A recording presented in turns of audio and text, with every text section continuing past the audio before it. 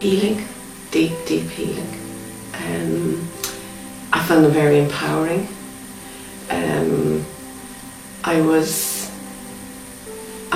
As a child, I experienced a lot of sexual trauma, and my journey for the last 20 years has been very much a journey to healing all of that.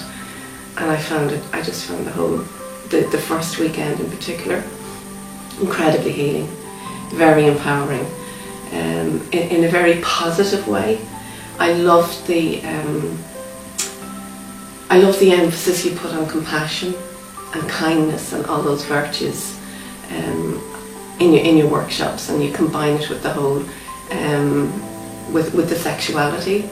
Well, the Jade Egg holistic practice I love. My Jade Egg has been my constant companion for the last year. It's very sensual, it's very sexual, it's very healing. I love the meditations. I also love the Qigong.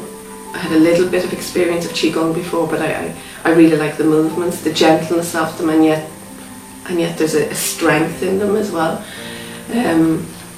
And I particularly like the notion of the Tao as being the way, and that everybody has their own way.